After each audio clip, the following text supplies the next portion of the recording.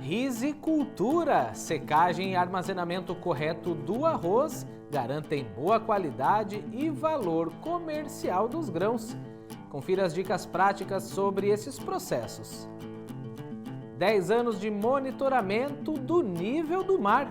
Veja a importância e funcionamento dos marégrafos, equipamentos desenvolvidos para acompanhar e prever o nível das marés. E tem também laboratório de homeopatia e saúde vegetal. Mostramos para você como é a pesquisa da Estação Experimental de Lages. O foco é o equilíbrio dos sistemas vivos na natureza. Olá, sejam bem-vindos. Está no ar o SC Agricultura, o programa de TV nacional da EPAGRE. O ano de 2022 marca os 10 anos de implantação da primeira estação marégrafa de Santa Catarina. Foi o início de um projeto inovador de monitoramento e previsão do nível do mar. Em 2 reportagens você vai ver a importância e funcionamento dos marégrafos. Saiba por que eles geram dados essenciais para o dia a dia das cidades litorâneas, para a pesca e atividades portuárias.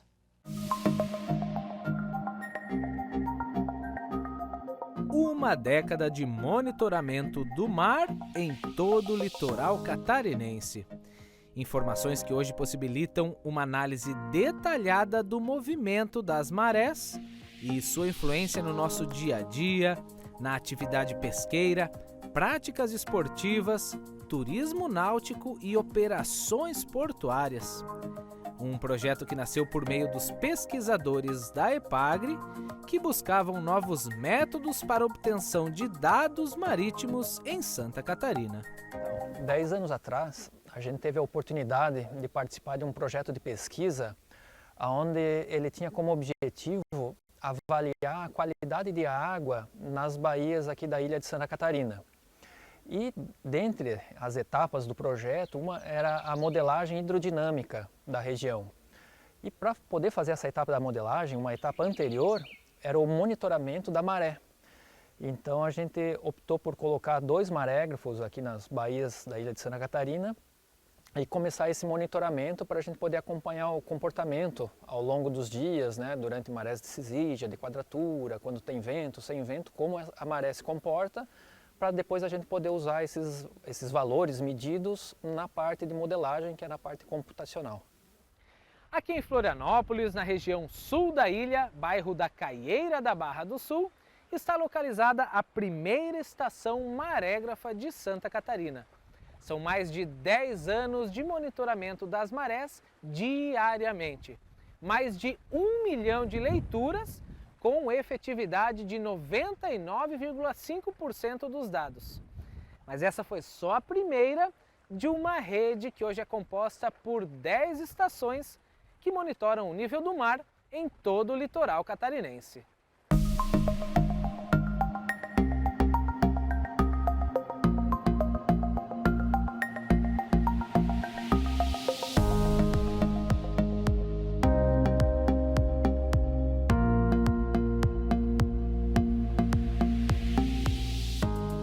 De norte a sul, uma costa vigiada, monitorada, com dados emitidos em tempo real. Inicialmente, as leituras de nível ocorriam a cada 15 minutos. Hoje emitem dados a cada 5 minutos, 24 horas por dia. Nos últimos 10 anos, não houve um dia sequer sem o registro de dados do nível do mar e com alta qualidade de informação. Várias instituições como de pesquisa, universidades, empresas, têm a possibilidade de usar esses dados para fazer estudos, por exemplo, lá para Balneário Camboriú, onde eles fizeram o preenchimento com areia. Existem empresas que usam esses dados para acompanhar como é que esse preenchimento com areia lá está se comportando. Os portos, para a operação de entrada e saída de navios, usam esses dados, tanto o que foi medido quanto a previsão. Então, existem diversas aplicações. Universidades usam para poder fazer a modelagem hidrodinâmica, ou seja, ver como que a água do mar circula em baías e estuários. A gente acaba usando esses dados medidos como uma ferramenta de comparação, se o cálculo que você fez no computador está correto comparando com os dados que foram medidos em campo. Então, se eles forem parecidos, é um forte indício de que os seus cálculos estão corretos. A visualização de todos esses dados de altura de maré, seja a previsão ou registro, além de outras informações ambientais da região costeira de Santa Catarina, como ventos, por exemplo, está disponível na plataforma Litoral Online. A ferramenta é gratuita e fácil de usar, oferecida por meio do site ciram.epagre.sc.gov.br. Na semana que vem, na segunda parte dessa reportagem, você vai ver a aplicabilidade prática dos marégrafos na atividade portuária.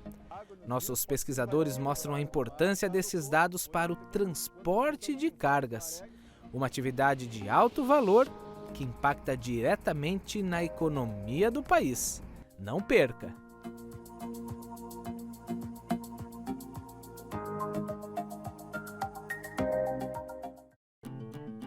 No próximo bloco, você vai conhecer o Laboratório de Homeopatia e Saúde Vegetal da Epagre. O foco é o equilíbrio dos sistemas vivos da natureza. E tem ainda hoje silos secadores e armazenadores de arroz. Conheça mais sobre o processo. Fique com a gente, nós já voltamos.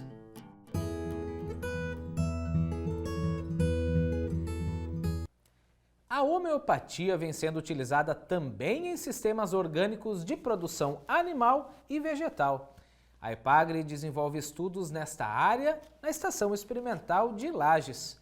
Conheça agora o Laboratório de Homeopatia e Saúde Vegetal, que reforça a pesquisa e a extensão rural em atividades ligadas à agroecologia.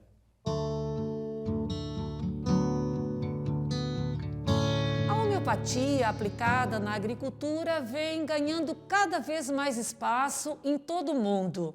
Atenta às demandas, desde 2005, a Epagre desenvolve pesquisas sobre o uso da homeopatia na cura de plantas, animais e ambiente. Um dos pesquisadores que atua no projeto é o Pedro Boff, que inclusive tem um de seus trabalhos publicados recentemente neste livro sobre agroecologia, publicado na Inglaterra. Pedro, uma boa novidade, né? Você ter o trabalho reconhecido internacionalmente. Do que se trata esse artigo publicado no livro? Essa é parte de uma proposta de uma pesquisadora da Inglaterra, Julia Reiter, que ela recupera as tecnologias agroecológicas chamadas sutis, aquelas que normalmente no mundo científico não as reconhece como tal, como por exemplo a própria homeopatia. Bem, Pedro, esse trabalho não é de agora. Essas ações já começaram há algum tempo. Conta um pouco para a gente o início desse trabalho, como é que foi? Sim, de fato, ele iniciou em 2005 como uma proposta de desenvolver a homeopatia para a agropecuária e já em 2008 nós tivemos a primeira publicação relacionada à homeopatia que nós chamamos de agricultura saudável, incluindo as tecnologias não residuais, a homeopatia e parte da fitoterapia. E aí depois, com a quantidade de volume de pesquisa, percebemos que poderíamos utilizar só a homeopatia para restabelecer a saúde do animal, da planta e do agroecossistema, no ambiente lá do agricultor. Então, nós temos hoje o Laboratório de Homeopatia e Saúde Vegetal, que, por falar nisso, é um dos poucos no mundo, não conheço igual no Brasil, né? E em exclusividade para a homeopatia também acho que fora daqui não há. Veja que é um laboratório relativamente simples, né? Relativamente a baixo custo se nós compararmos com outros laboratórios. E o insumo principal são os vidros, álcool e as matrizes que a gente adquire em farmácia idônea. E como é que você chega à conclusão de qual é o medicamento mais adequado para aquela necessidade, para aquele tratamento? Bom, esse é o papel do terapeuta homeopata, que pode ser um técnico, agrônomo, veterinário ou mesmo agricultor com capacitação. Então ele analisa o quadro enfermo, o sistema enfermo, o animal enfermo, a planta enferma, e aí tem todo um processo que nós chamamos de semiotécnica, né, metodologia de avaliar quem é o núcleo do enfermo. Em função disso, com o núcleo do enfermo, aqui temos sintomas do enfermo, nós buscamos nas homeopatias, nos livros já descritos, um similar preparado homeopático para curar aquele enfermo, similar em sintomas que já estão descritos, né? E assim aplicamos. E que resultados vocês têm observado na prática? Podemos separar em duas coisas. Primeiro, é uma necessidade do agricultor hoje, em função de que os insumos que ele adquire convencionalmente são muito caros e de resultados também nem sempre esperados. Então ele demanda uma certa metodologia, uma tecnologia de melhor acesso e que de certo modo ele traga resultados na prática. E o que a gente observa, todos os que aplicam a homeopatia corretamente, eles têm resultados, digamos que imediato, sem efeitos indesejáveis no ambiente. E o que é mais importante, não afeta a saúde do agricultor e não deixa resíduos nos alimentos para o consumidor. Aqui nós temos uma verdadeira farmácia homeopática. Para onde é que vão esses medicamentos? Para onde o laboratório disponibiliza o material? Isso, na verdade, pode vir uma demanda do agricultor, mas ele tem que encaminhar via técnico, né? Então, o agricultor que estiver interessado, despertado por uma tecnologia limpa, saudável, eficiente, procure sempre um técnico da EPAGRE, da prefeitura ou mesmo de cooperativa, né, no município.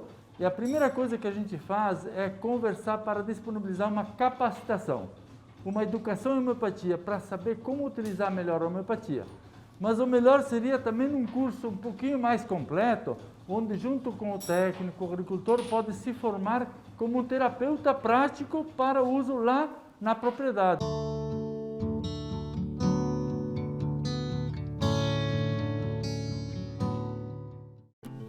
A seguir, secagem e armazenamento de arroz.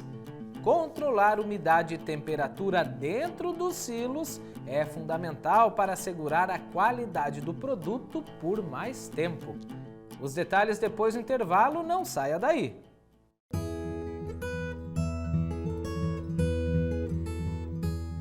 Buscando economia e autonomia, muitas famílias produtoras de arroz armazenam sua produção ou parte dela nos chamados silos secadores armazenadores. Para reduzir o índice de perdas e manter a qualidade do produto, a temperatura e umidade da massa de grãos devem ser monitoradas. Isso evita a ocorrência de processos de fermentação, ataque de insetos e desenvolvimento de fungos. Veja agora mais dicas sobre esse assunto.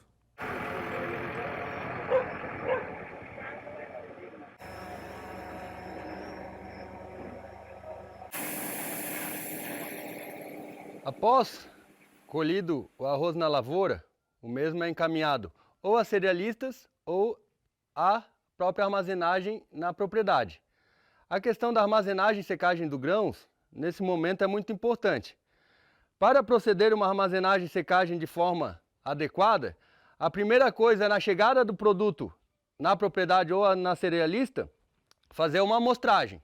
Nessa amostragem nós teremos a umidade e a impureza do produto.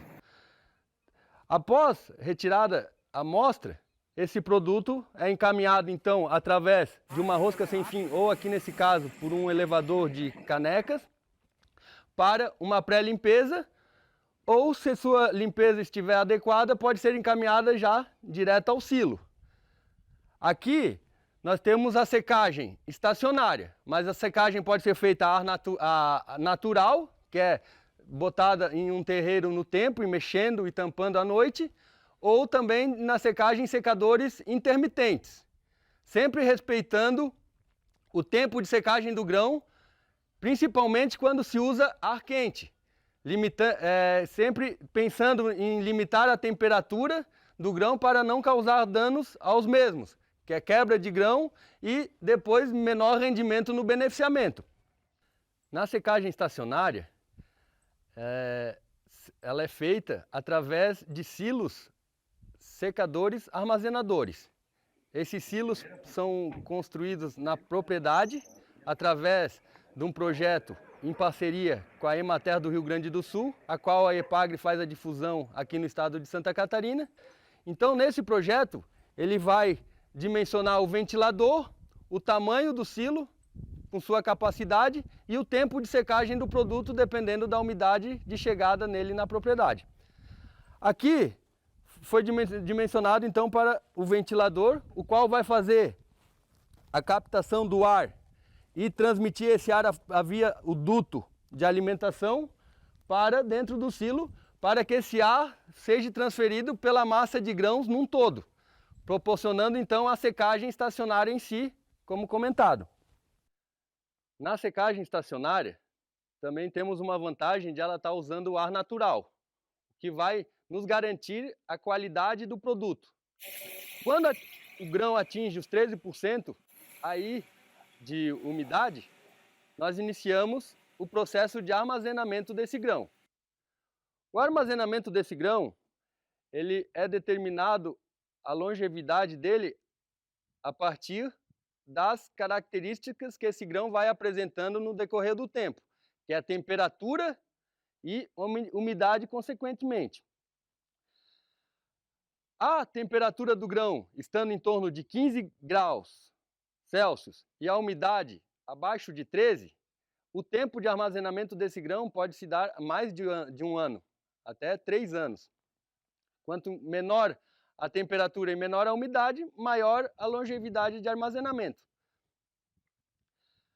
Durante o processo de armazenamento, nós temos que estar realizando alguns processos para estar mantendo as características do produto.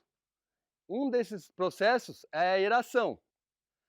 A aeração, geralmente, ela é feita para homogeneizar a massa de grãos, pois, dependendo, podemos ter alguns excessos de temperatura, sempre realizada quando as temperaturas estiverem acima de 25 graus da massa de grãos, ou a diferença entre a temperatura externa e interna for maior que 5 graus. Também, a aeração é indicada ser realizada para diminuição da temperatura da massa de grãos. Essa diminuição da temperatura é realizada na entrada de frentes frias e a gente aproveita a baixa temperatura do ar para estar diminuindo ao máximo essa temperatura de massa de grãos para ter menor desenvolvimento tanto de fungos quanto de pragas. A aeração pode ser realizada sempre que o ar não tiver muita umidade, ou seja, com neblina, não fazer aeração. Dia de chuva, dependendo das condições da massa, até pode ser feita, mas o ideal é quando temos o clima seco e com a temperatura menor o possível. Nem sempre é possível manter os grãos livres de ataques de pragas. Para isso, nós temos um manejo integrado de pragas no armazenamento dos grãos. Esse manejo ele começa desde da limpeza no interior do silo, quando esse silo está seco, antes do enchimento, podendo, além da limpeza, ser pulverizado água sanitária a 50% nas paredes e no fundo desse silo. Também, no momento do enchimento, podemos estar adicionando a terra de atomácea, 1 kg por tonelada de grãos, ou, em últimos casos, quando necessário, o expurgo, seguindo as recomendações da bula do produto. Então, no processo de secagem estacionária, no caso do silo secador armazenador, depois de cheio, ou quando tiver o grão já em ponto para fazer a secagem, sempre lembrar de estar nivelando a massa de grãos para que a passagem do ar seja uniforme dentro da massa. Para a observação da passagem do ar na massa de grãos, podemos estar distribuindo algumas folhas de papel em cima dos grãos e observando, segurando elas e soltando como elas vão se movimentar, assim tendo a passagem do ar de forma homogênea na massa.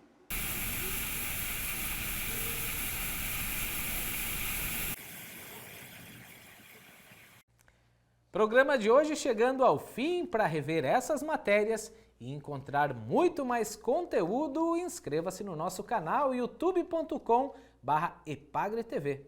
Semana que vem estamos de volta. Obrigado pela companhia de sempre. Até a próxima. Tchau!